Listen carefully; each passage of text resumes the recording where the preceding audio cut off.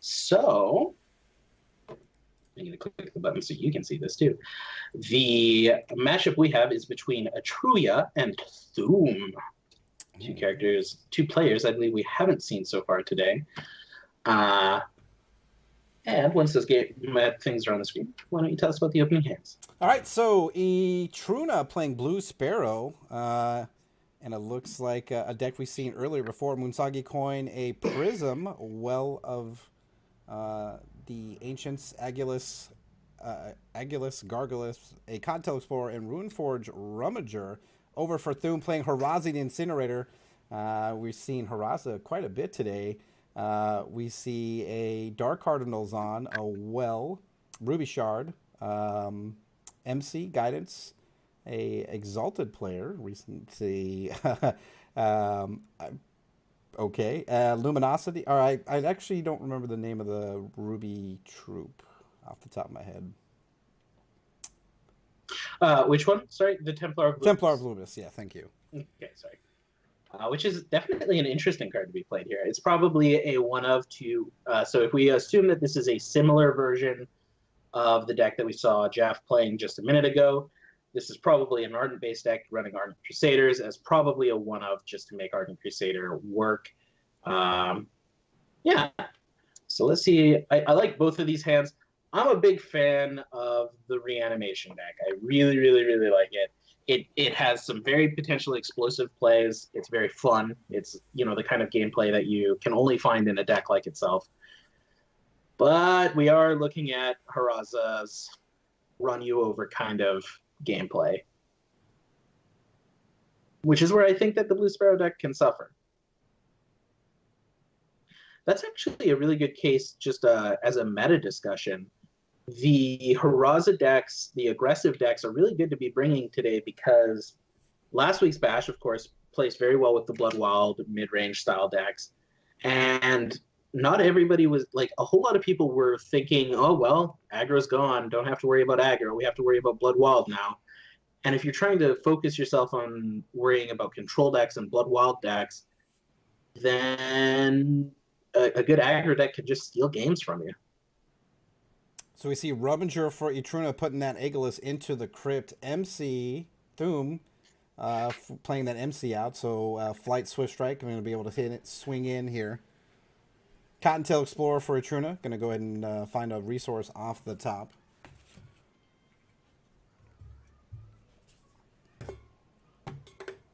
Guidance for Thoom.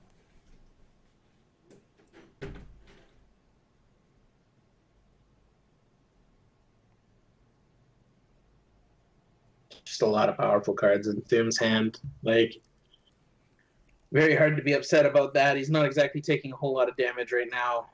What he's got to worry about is a Mordrum's Gift right now. A -1 cost Mordrum's Gift could bring Ageless back, and I mean, realistically, that's not actually that big of a threat for him at the moment, as he has Decree of Banishing in hand, in addition to Dark Heart. What we actually need to see is the Gargolith get to the board first, I would think. Etruia also needs to find a resource here. Definitely has some cards to play, but needs a resource. You can get Nameless Truce or Rotten Rancor up. We see MC swing here from Thoom. That's going to connect for 2, and then a Blamsmith. Actually really surprised to see both Agelai stopped thrown to the crypt as opposed to the Gargolith. You just kind of feel like the options would be viable there. Etruia does find a resource. It is a slow resource.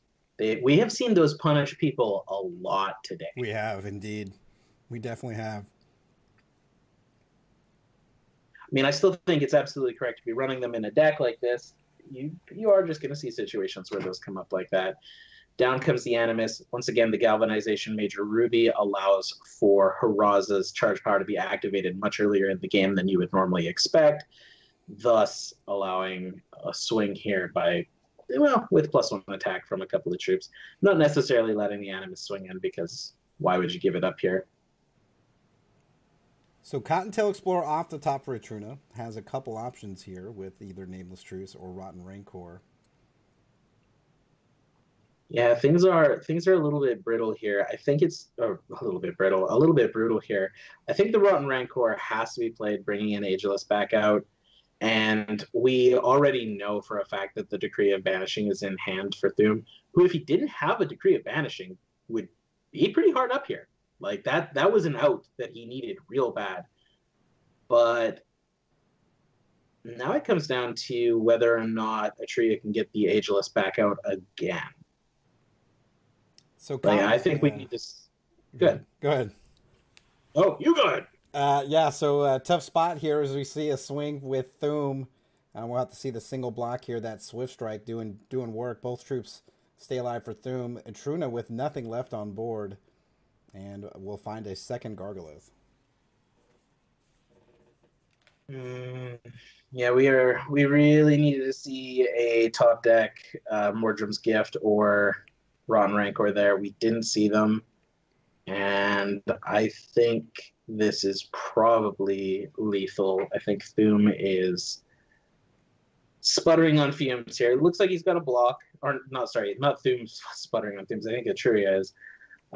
Looks like he's got a block, but we know that it's easy for a couple more attacking troops to come down into play here. And they'll have speed, so there's not really much he can do here. Yeah, and they'll give any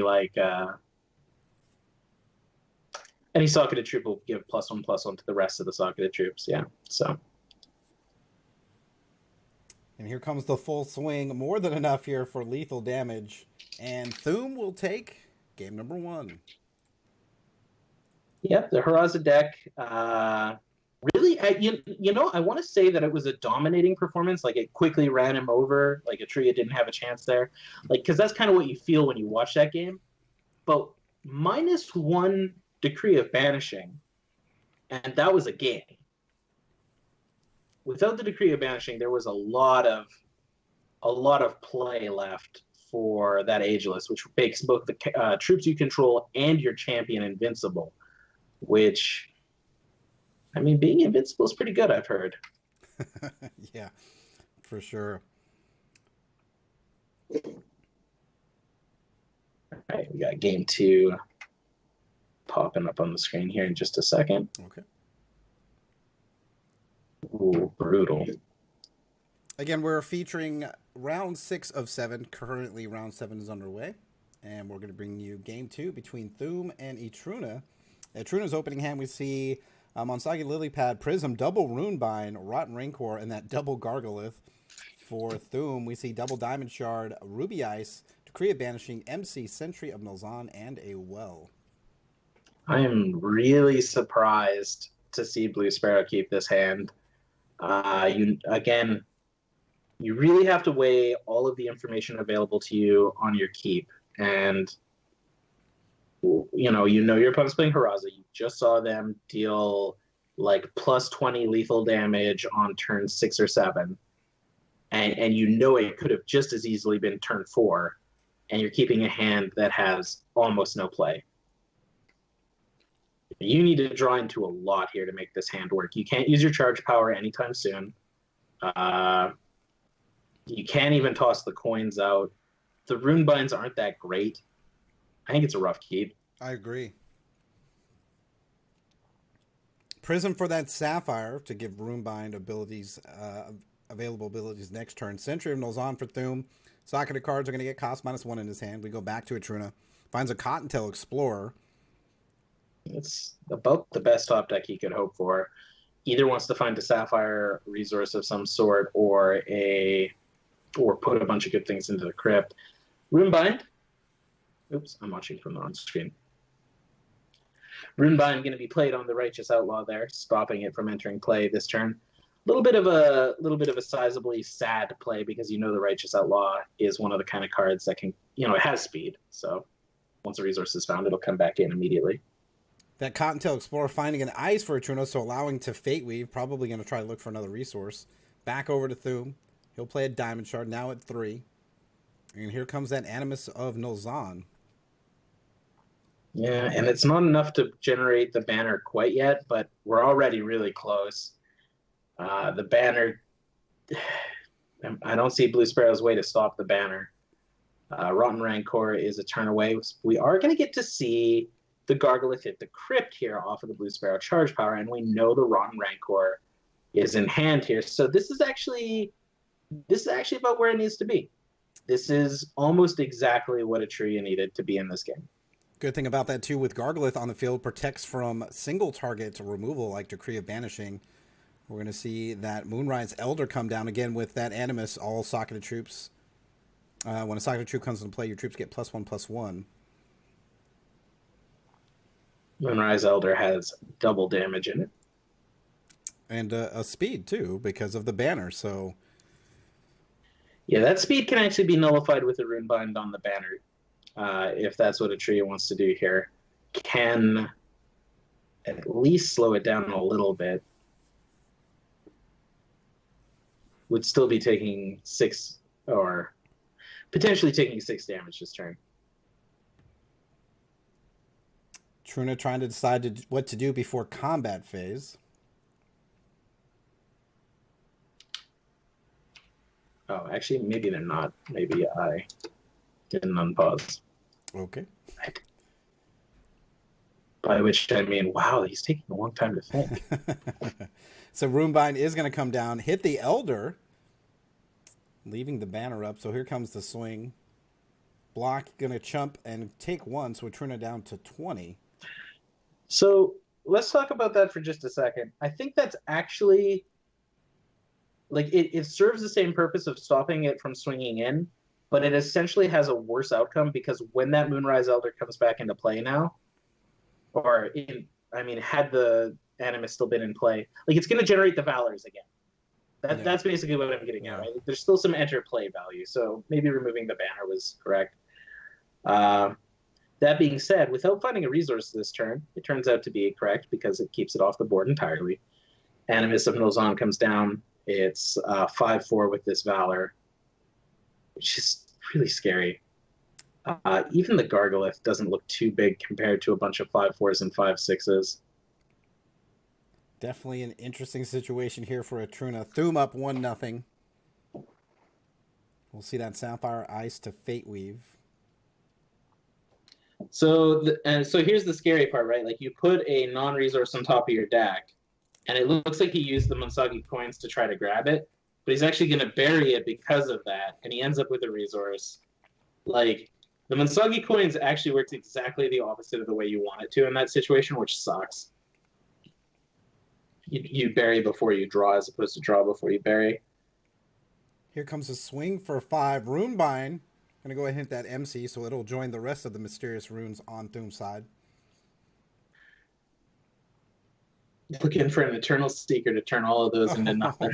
Oh, no. Seeker definitely does not want Thoom to draw a resource. Aegilis will go into the crypt. Well, all the right pieces are in the crypt. The Eternal Seeker's in hand. Thoom just can't draw a resource this turn. And he does. He finds a resource off the tops of those runes. Will revert back into what they were before. Bunch of Valors generated. All the troops have speed. Yeah.